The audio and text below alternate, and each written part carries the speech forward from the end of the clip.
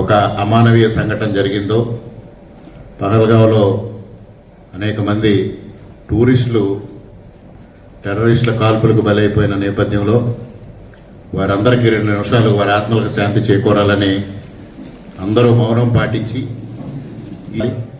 అదేవిధంగా ఇవాళ భారత ప్రభుత్వానికి ప్రతి ఒక్కరూ మద్దతుగా నిలవాల్సిన అవసరం ఉంది. చనిపోయిన వారి ఆత్మకు శాంతి చేకూరాలని 2 నిమిషాలు మౌనం పాటించాల్సిందిగా అందరినీ సవినయంగా కోరుతా ఉన్నా.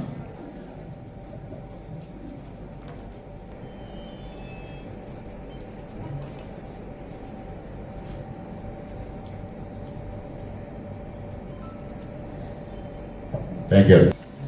ఇవాళ మనం ప్రింట్ మీడియా ద్వారా కానీ ఎలక్ట్రానిక్ మీడియా ద్వారా చూసినప్పుడు చాలా ఆవేదన కలిగే పరిస్థితి వస్తూ ఉంది. ఇవాళ భారతదేశాన్ని అస్థిరపరచాలనే ఉద్దేశంతో ఉగ్రవాదులు ఈ విధమైన దాడికి పాల్పడటం, మరి ఇవాళ భారతదేశం అంతా ముక్తకంఠంతో దాన్ని ఖండించడం జరుగుతూ ఉంది.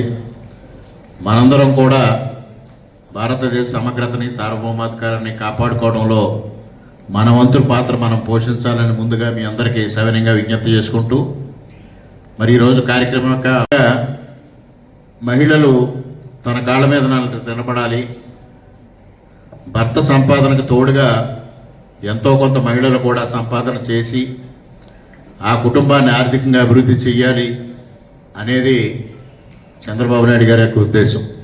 అందువల్లనే ఆయన మొట్టమొదటిగా ముఖ్యమంత్రి అయినప్పుడు డ్వాక్రా కార్యక్రమం ప్రవేశపెట్టి తద్వారా మహిళలకి పొదుపు నేర్పించి మహిళల్ని ఆర్థికంగా ఉన్నతులు చేసే కార్యక్రమాలు అనేకం చేపట్టడం జరిగింది. మరి ఈరోజు ఇవాళ ప్రభుత్వం ఉన్న పరిస్థితి మీ అందరికీ తెలుసు, ఆర్థికంగా ఎంత సంక్షోభంలో ఉందో. అయినప్పటికీ కూడా ఇవాళ ప్రతి ఒక్కరిని సంపన్నులుగా చెయ్యాలి. మరి ఇవాళ వైఎస్ఆర్సీపీ నాయకులు మాట్లాడుతూ ఉన్నారు సూపర్ 6 గురించి ఏమి చెప్తారు అని. దాంట్లో ఒకటి చెప్పారు P4 అని.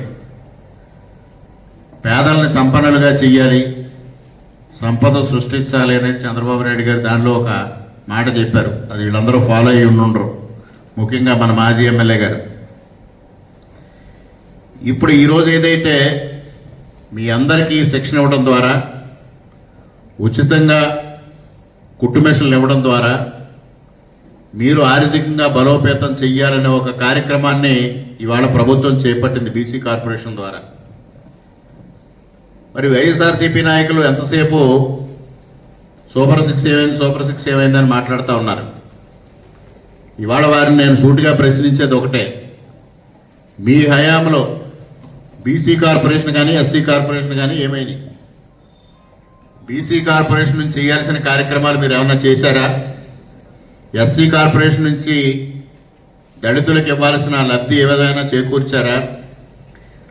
వాటి సొమ్మునంతటినీ తీసుకొచ్చి నవరత్నాల పేరుతో ఇటు రోడ్లకు ఖర్చు పెట్టాల్సిన డబ్బు, ఇటు ఇరిగేషన్కి ఖర్చు పెట్టాల్సిన డబ్బు, ఇటు మెడికల్ అండ్ హెల్త్లో ఖర్చు పెట్టాల్సిన డబ్బు అన్నిటినీ తీసుకొచ్చి నవరత్నాల పేరుతో కార్యక్రమాలు చేశారు.